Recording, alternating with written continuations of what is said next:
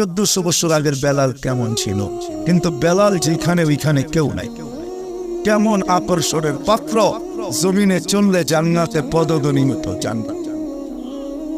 আল্লাহর রাসূল কানে শুনা ঈসা বলছে, বাবা রুখাইয়া বেলাল, এত বড় আকর্ষণের পাত্র কি করে হইলে জান্নাতে তোমার পদধ্বনি? তাও আমার আগে আগে, পিছিয়ে হয়তো তাইলে বাইনা নিতাম, আমার আগে আগে দেখতে তো ছিলাম না, তোমাকে পদধ্বনি শুনতে ছিলাম।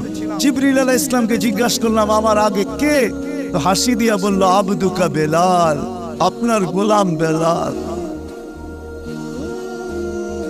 আয়েশা বলতেছে, হারেস বিন নোমান, তুমি এত আকর্ষণের পাত্র কি করে হইলা?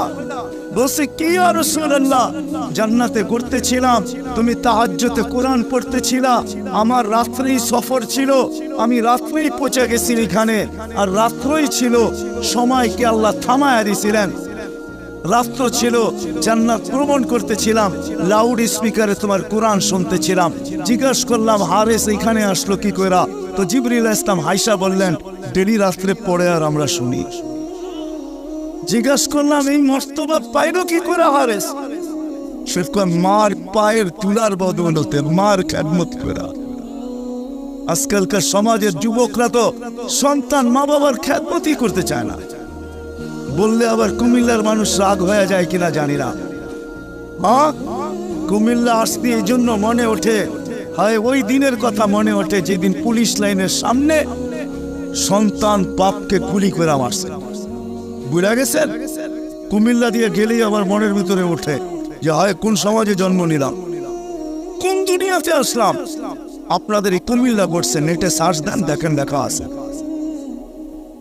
পত্রিকা উঠছে, মিডিয়া আসছে, সন্তান মা বাবাকে গুলি করে হত্যা করে, হায় হায় হায়, অথচ মার খেদমত করে হারেস বিন নোমান। আরেকটা মনে উঠলো, এই জন্য বলতেছি, মুসা আলাইহিস সালাম আল্লাহকে জিজ্ঞাসা করছে, আল্লাহ আমার জান্নাতের বন্ধু কে? কয় কসাই। আপনি আমার সাথে এমনই করেন, যেটা জিজ্ঞাসা করি সাথে সাথে জবাব দিয়ে দেন, আমি আর কসাই মিল হইল কোথায়?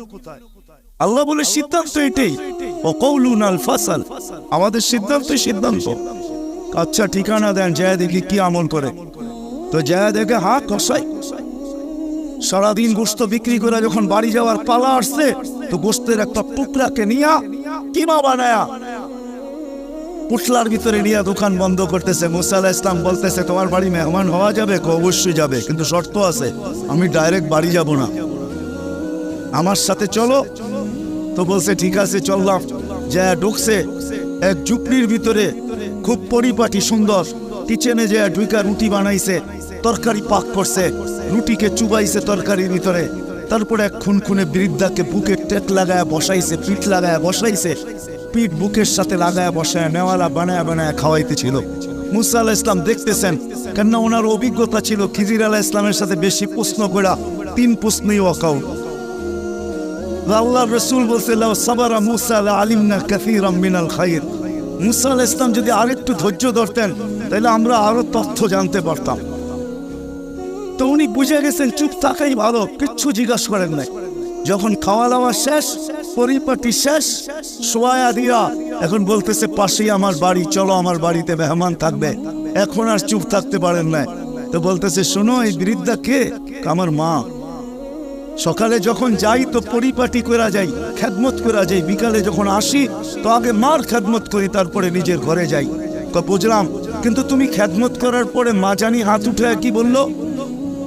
খুনখুনে বৃদ্ধা তো দাঁত নাই। দূর, বাদ দাও পাগল মা। যখনই খেদমত শেষ করি তো হাত উঠায় বলে, আমাকে মুসার, আমার সন্তানকে আল্লাহ জান্নাতে মুসা আলাইহিস সালামের সাথী বানায়া দিয়েন।